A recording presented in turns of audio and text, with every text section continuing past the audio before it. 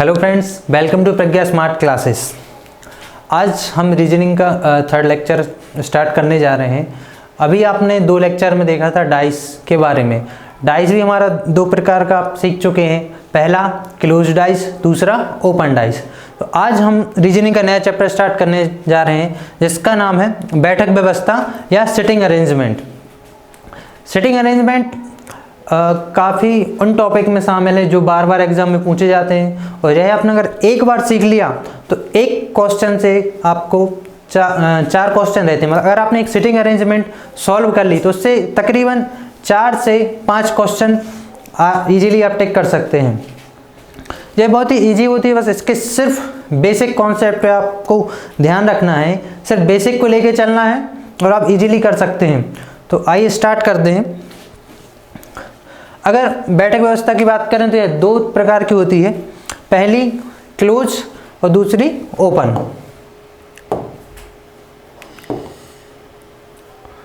अगर हम ओपन की बात करें तो ओपन में आपको किस तरीके के क्वेश्चन मिलेंगे। इसमें व्यक्तियों को दो पंक्तियों में बैठाया जाता है या एक पंक्ति में भी बैठालते हैं। जैसे आपसे बोला कि 6 व्यक्ति दो पंक्ति में आमने सामने सर किए हुए बैठे हैं, या इनमें से कोई व्यक्ति होगा एक सामने किए होगा, एक अपोजिट साइड किए होगा। इस टाइप के क्वेश्चन आते हैं। या आपको एक सिंगल दे देंगे कि एक लाइन में व्यक्ति बैठे हैं, इस तरीके के कुछ क्वेश्चन होते हैं। तो ये हमारे कौन से ओपन वाले हैं। अब इसके बाद अगर हम क्लोज की बात करें जो इसमें पूछे जाते हैं, तो क्लोज में आपको कुछ व्यक्ति दिए गए होंगे, उसको वृत्ताकार मेज के चारों तरफ बैठा दिया जाता है कि कुछ व्यक्ति एक वृत्ताकार मेज के चारों तरफ बैठे हैं, और फिर उन्होंने बता दिया उसके बारे में कि ए जो है बी के दाएं दूसरा है, या फिर और भी इस टाइप से। और इसके बाद एक आता है, उसमें मेज के चारों तरफ बैठाया जाता है। अब इसमें भी दो तरीके से, कैसे, एक तो सेंटर की ओर वहाँ किए हुए या मेज के बीचों बीच बैठते हैं, और दूसरे तरीके से कैसे, मेज के कॉर्नर पर। ये जो मेज है, मेज के कॉर्नर पर व्यक्तियों को बैठाया जाता है। ये जो बैंकिंग एग्ज़ाम होते हैं, बैंकिंग का अगर बैंकिंग पीयू की बात करें और पीयू मेंस की, तो इसमें लगभग 1 या 2 क्वेश्चन कंफर्म रहते हैं जिससे आपके 5 से 10 नंबर का आता है इसमें सिटिंग अरेंजमेंट। और इसमें यह इस तरीके से बैठा देते हैं कि एक व्यक्ति आपके अंदर साइड मुँह किए हुए होते हैं और जो बाजू वाला है वह बाहर साइड।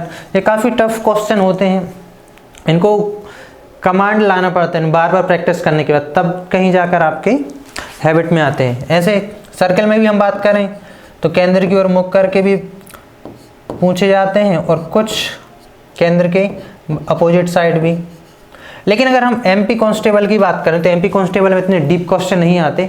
आपको सिंपल एक मेज दी होगी जो या तो वृत्ताकार होगी या आयताकार होगी, सिंपल क्वेश्चन, बहुत ज़्यादा डीप में नहीं पूछते। किसी भी टॉपिक की हम बात करें एमपी कांस्टेबल में, चाहे आप मैथ्स की बात कर लीजिए या रीजनिंग की, तो इनके जो भी चैप्टर हैं तो इसमें कोई भी इतना ज़्यादा डीपली आपसे क्वेश्चन नहीं पूछा जाता। हाँ, कुछ क्वेश्चन होते हैं 1 या 2, वो तो आपको फंसाने के लिए दिए जाते हैं, और कुछ डीप दे देते हैं। और इसमें एक टाइप के और पूछे जाते हैं, एक षटभुजाकार आकृति दी है, या टेबल के चारों ओर व्यक्तियों को बैठाया जाता है। तो इस टाइप के हमारे लिए यहाँ पर मेनली फोकस करना है वृत्ताकार आकृति, वृत्ताकार और ओपन वाली आकृति वाले हमें क्वेश्चन सॉल्व करना है। आइए शुरुआत करते हैं। आगे बढ़ने से पहले हम इसके कुछ बेसिक शब्दावली होती है जिनमें ही वो आपको हमेशा फंसाते हैं। अगर आपने इन शब्दावली को समझ लिया तो इजीली कर सकते हैं। और हो सकता है कि ये शब्दावली से आप पहले से जानते हो, जो पहले से तैयारी कर रहे हैं तो उनको मालूम होगा कि इनका किस तरीके से यूज़ किया जाता है। हाँ, जो पहली बार तैयारी कर रहे हैं उनके लिए है कि बेसिक सी चीज़ें हैं, आप सभी जानते हैं, लेकिन फिर भी आपको एक बार हम बता देते हैं। सबसे पहले बायां या दायां, लेफ्ट या राइट। इसमें आपको उस व्यक्ति की जगह पर देखना पड़ेगा, उस व्यक्ति की लेफ्ट या राइट, क्योंकि कई बार क्वेश्चन यहीं से ही गलती हो जाती है। अगर आपने एक व्यक्ति को गलत बैठा दिया तो आपका पूरा क्वेश्चन गलत, मतलब अगर आपका क्वेश्चन गलत हुआ तो आपके 5 में से 5 मार्क्स हो सकता है पूरे चले जाएंगे। कैसे? देखिए, अगर हम एक लाइन में बैठाएंगे, मान लीजिए कि एक पंक्ति में 6 लोग हैं 2 पंक्तियों में, जो सम्मुख मुख किए हुए बैठे हैं। अब उन्होंने बोला कि बी जो है ए के दाएं दूसरे स्थान पर बैठा है, और अब उन्होंने बताया, अब इसमें 2 आपको डायरेक्शन दे देंगे कि इनके मुख उत्तर की ओर हैं, मान लीजिए ये नॉर्थ साइड किए हैं और ये साउथ साइड से किए हुए हैं। तो जो नॉर्थ साइड वाले व्यक्तियों से उन्होंने बोला कि ए जो है बी के दाएं दूसरे स्थान पर है, तो यहाँ पर होगा हमारा बी, बी हमारा यहाँ पर होगा। बी के दाएं दूसरा कौन सा होगा? ये देखिए, बी के दाएं मतलब बी हमारी कंडीशन में है, आप खुद को उस जगह पे रख के देखिए। जैसे बी है तो बी का दायां इस तरफ होगा जहाँ पे हमारा दायां है, तो पहला और दूसरा, तो यहाँ पर हमारा कौन सा होगा? ए।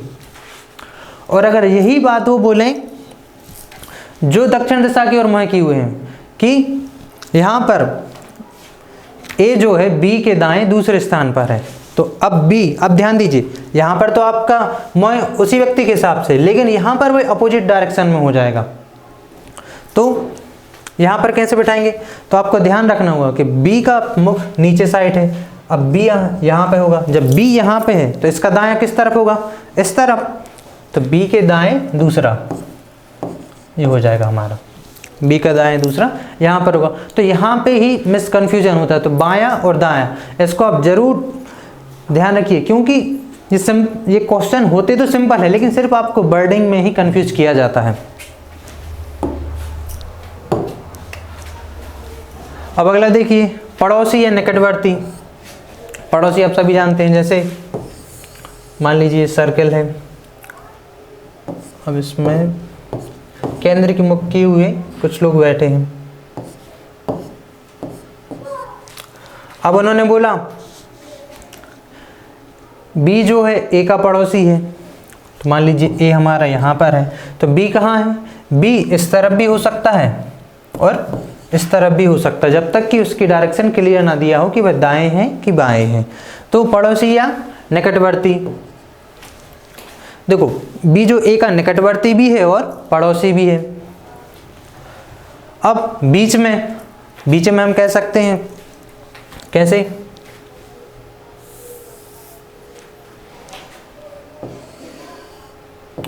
जैसे उन्होंने बोला कि सी जो है बी तथा डी के बीच में है, तो बीच में यहाँ पर होगा हमारा सी।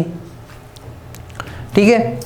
अब इसके बाद विपरीत की बात करें, तो विपरीत जब आपको डिजिट दिए हों कि 6 व्यक्ति बैठे हैं या 4 दिए हों, मतलब जब संख्या कितनी हो? इवन हो, मतलब सम संख्या में दी हो, तभी हम इनका अपोजिट साइड निकाल सकते। जैसे उन्होंने बोला कि 4 व्यक्ति एक मेज के चारों तरफ बैठे हैं, तो 4 हैं, तो इसमें अपोजिट हम बता सकते हैं एक दूसरे का अपोजिट। यहाँ पर देखिए बी का अपोजिट उन्होंने क्यू बोल दिया, तो जस्ट सामने आएगा। अगर यहाँ पर कितने 5 व्यक्ति हैं, तब यहाँ पर हम अपोजिट नहीं बैठा सकते। क्यों? 5 हैं, तो यही नहीं कह सकते कि जस्ट सामने ही होगा, हो सकता है ये यहाँ पर हो, ये थोड़ा सा साइड में हो। तो आप ध्यान रखिएगा, विपरीत हम कब निकाल सकते हैं? जब इवन ही दिया हो, इवन नंबर में दिया हो, ऑड में ना दिए हो। इसके बाद सम्मुख, सम्मुख मतलब आमने सामने। अब यहाँ पर बिल्कुल ध्यान रखिएगा, सबसे ज़्यादा घुमाया जाता है सम्मुख। हालांकि एमपी कांस्टेबल में इस टाइप के क्वेश्चन नहीं आएंगे कि आपको एक अंदर साइड मुख किए हुए हैं, एक अपोजिट साइड। अब अगर मान लीजिए यहाँ पर हम नंबर दें ए बी सी डी और ई। अब ए का मुख केंद्र की ओर है,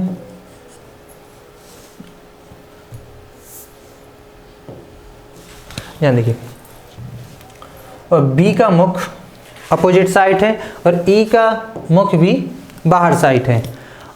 तो ऐसी कंडीशन में हम यह नहीं कह सकते कि B जो है D के सम्मुख है। क्यों? क्योंकि B का जो मुख है वह अपोजिट डायरेक्शन में है। अगर ये केंद्र की ओर मुँह किए हुए होते तो सम्मुख होता, लेकिन यहाँ पर B का जो मुँह है अपोजिट डायरेक्शन में है। तो इस कंडीशन में आपको सम्मुख को ध्यान रखना है कि विपरीत और सम्मुख इन दोनों में डिफरेंस होता है। विपरीत तो हम आमने सामने बोल सकते, B और Q एक दूसरे के विपरीत तो हैं, लेकिन सम्मुख नहीं है। यहाँ हम सिर्फ 4 डिजिट की बात कर रहे हैं, एक डिजिट एक्स्ट्रा था, आप उसको माइंड नहीं कीजिएगा।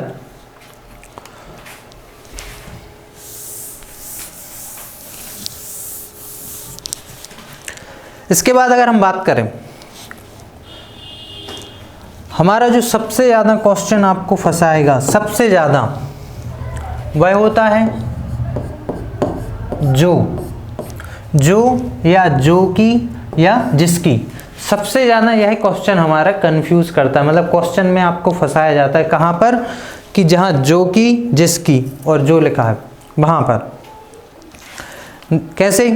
जैसे दिया है राम मोहन का भाई है जो कि कमल का पिता है। तो यहाँ किसकी बात की जा रही है? तो यहाँ पर आपको लगेगा कि बात राम की हो रही है, लेकिन सिर्फ आपको यहाँ पे ध्यान रखना है, जब भी जो की दिया हो या जो दिया हो या जिसकी लिखा हो, तो वहाँ पे हमेशा हम ऑब्जेक्ट की बात करते हैं, ना कि सब्जेक्ट की। किसकी? ऑब्जेक्ट। ऑब्जेक्ट मतलब आप समझ सकते हैं दूसरे पर्सन की। यहाँ पे पहला कौन है? राम। तो मोहन हमारा यहाँ पे क्या हो गया? ऑब्जेक्ट। या ऑब्जेक्ट या सब्जेक्ट को छोड़ दें तो यहाँ पे दूसरे वाले व्यक्ति की बात हो रही है। साधारण भाषा में हम बात करें कि जहाँ भी जो की, जो या जिसकी बात होगी वहाँ पर सेकंड पर्सन की बात हो रही है। यहाँ पर कौन है? मोहन। तो राम मोहन का भाई है जो कि कमल का पिता है। तो कमल का पिता कौन होगा? मोहन। ठीक है, इस चीज को जरूर ध्यान रखिएगा आप। और अगर यहां पर जो की जगह क्या होता? और, जबकि और लेकिन। यहां पर क्या होता? और, जबकि और लेकिन। तब किसकी बात होती? तब यहां पर राम की बात कर रहे हैं। इस चीज को जरूर ध्यान रखिए। जैसे हम बोलें कि राम मोहन का भाई है और कमल का पिता है। क्या है? राम मोहन का भाई है और कमल का पिता है। तो यहाँ किसकी बात की जा रही है? राम की। यहाँ पर अब हम मोहन की बात नहीं कर रहे हैं।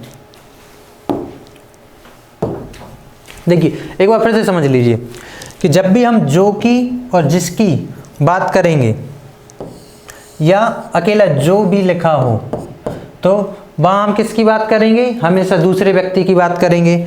जैसे राम मोहन का भाई है जो कि कमल का पिता है। यहाँ पर जो की आ गया, तो यहाँ हम कमल का पिता किसको मानेंगे? मोहन को। और अगर जो की जगह यहाँ और लिखा होता, राम मोहन का भाई है और कमल का पिता है, तो यहाँ हम किसकी बात कर रहे हैं? राम की। तो बस अब इन चीज़ों को जरूर ध्यान रखिएगा और क्वेश्चन सॉल्व करिए, आपसे कभी गलती नहीं होगी। आप सिंपल बेसिक को फॉलो करिए, आपको यहीं पे ही फंसाया जाता है। और एमपी कांस्टेबल में इतना ज़्यादा डीप नहीं पूछा जाएगा, सिर्फ फंसाया जाएगा तो सिर्फ इन्हीं चीज़ों पे ही फंसाया जाएगा।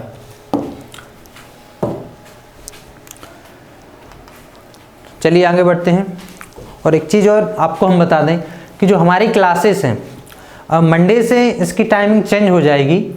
कुछ बच्चों की डिमांड आ रही थी कि जो अर्ली मॉर्निंग में क्लासेस हमारी चलती हैं, उस टाइम पे हम सुबह नहीं उठ पाते क्योंकि लेट नाइट तक स्टडी वगैरह करते हैं या कई और प्रॉब्लम है। तो आपकी सुविधा को ध्यान में रखते हुए हमने इसकी टाइमिंग चेंज कर दी है।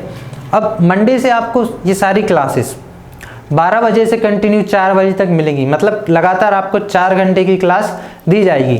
तो आप उस चीज़ के लिए प्रिपेयर रहें कि आपको मंडे से जो क्लासेस हैं वह 12 से 4 मिलेंगी। और संडे को हमारा ऑफ रहता है। संडे का दिन आपको रेस्ट के लिए बिल्कुल नहीं है, रिवीजन के लिए संडे का जो डे होता है वो रिवीजन के लिए, जो भी आपने एक वीक में पढ़ा है उसका कंप्लीट रिवीजन करिए। क्यों? क्योंकि revision is the key of success. आप कितना भी पढ़ते जाएं, अगर आप रिवीजन नहीं करेंगे तो जो आपने पढ़ा है बस सब कुछ भूल जाएंगे। तो बार बार जो भी आपने पढ़ा उसका जितनी बार हो सकता है रिवीजन करें। यही बात हमने आपसे कल भी बोली थी कि आप बहुत सारी बुक से ना लगाएं, एक बुक को लगाएं लेकिन बार बार लगाएं, उसका रिवीजन जरूर करें। ठीक है, चलिए हमारे फर्स्ट क्वेश्चन की ओर बढ़ते हैं। सबसे फर्स्ट क्वेश्चन हमारा ABCDEFG 7 लोग एक सर्कल में सेंट्रल की ओर मुँह करके बैठे हैं। तो 7 लोगों को बैठा लेते हैं। अब ये क्या है, केंद्र की ओर मुँह किए हुए हैं।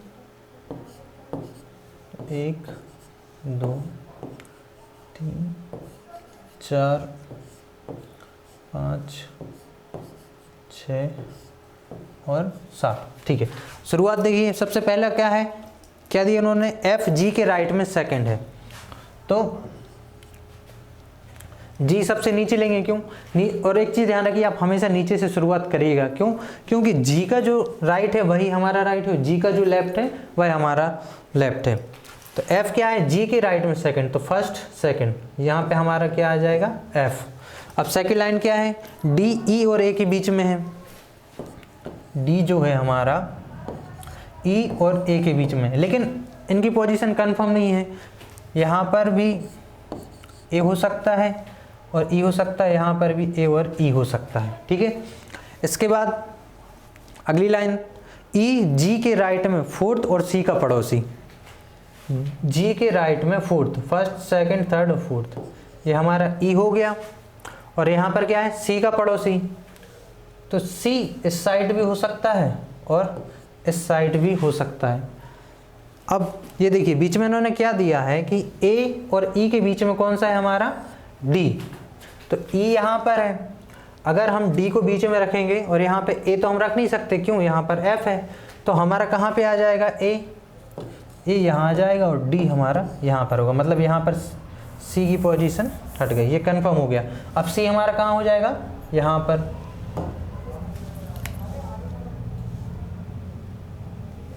ठीक है, अब क्या बचा हमारा, अब बचा हमारा B। अब इसमें से कोई भी क्वेश्चन हमसे पूछ सकते हैं। जैसे उन्होंने पूछा कि D के जस्ट दाईं तरफ कौन है, तो D के दाईं तरफ कौन है, A, या D के बाएं दूसरा कौन है, तो D ये है। D का बाएं दूसरा कौन सा होगा हमारा, C। या उन्होंने पूछा F के दाएं तीसरा कौन है, तो F का दाएं तीसरा, देखिए F का दाएं इस तरफ होगा, फर्स्ट सेकंड थर्ड, तो हमारा D आ जाएगा। ठीक है, आए समझ में। आज हमने जो सेटिंग अरेंजमेंट है इसका बेसिक समझा है सिर्फ। आज की क्लास थोड़ी सी छोटी रहेगी, लेकिन कल से कंप्लीट क्लास रहेगी आपकी, जो 1 घंटे की क्लास रहती है। और यह हमारा सेटिंग अरेंजमेंट 3 लेक्चर में ख़त्म हो जाएगा, जो लगभग इसमें हम हर टाइप के क्वेश्चन कवर करवा देंगे। और आपको कोई भी अगर डाउट है तो आप कमेंट बॉक्स में पूछ सकते हैं, या हमारे ऐप पर भी जाकर पूछ सकते हैं। फिलहाल एक बार फिर से कर लेते हैं, अगर आपको डाउट है तो। 7 लोग हैं, सर्किल की अपेक्षा हम दूसरे तरीके से भी कर सकते हैं। सर्किल में तो बैठा है, लेकिन अगर हम उनको इस तरीके से बैठाएं तो ज़्यादा अच्छे से क्लियर रहता है हमारे माइंड को। ये देखिए 7 लोग हैं, 7 एरो हमने ड्रॉ कर ली। अब देखिए सबसे पहले F G के राइट में सेकंड है, तो G हमने आपको बताया था, शुरुआत हमेशा हम नीचे से करेंगे। G के राइट में सेकंड हमारा F आ गया। अब D E और A के बीच में है, D हमारा E और A के बीच में है। यह हम कंफर्म नहीं कह सकते कि E और A किस तरफ होगा, इसको अभी छोड़ दीजिए। अगली लाइन पे आइए, E G के राइट में फोर्थ और C का पड़ोसी है। G के राइट में फोर्थ, तो फर्स्ट सेकंड थर्ड और फोर्थ, यहाँ E आ जाएगा। G का राइट बोला है तो राइट इस तरफ होगा, फर्स्ट सेकंड थर्ड और फोर्थ, यहाँ पर E आ गया। अब देखिए उन्होंने क्या बोला था कि जो D है हमारा E और A के बीच में है, तो E यहाँ पर है तो A कहाँ पे होगा, यहाँ तो F है, यहाँ नहीं हो सकता, तो A हमारा इस तरफ आ जाएगा और इनके बीच में आ जाएगा हमारा D। हाँ, और यहाँ पर क्या बोला था, E G के राइट में फोर्थ और C का पड़ोसी है। तो सी कहाँ आ जाएगा हमारा, यहाँ पर। अब क्या बचा हमारा, बी। बी। अब इससे हमसे कोई भी क्वेश्चन ये पूछ सकते हैं, ठीक है। आज सिर्फ हम एक ही सवाल हमने किया है, सिर्फ बेसिक समझा है, ठीक है। तो नेक्स्ट क्लास में हम मिलते हैं, तब तक के लिए थैंक यू।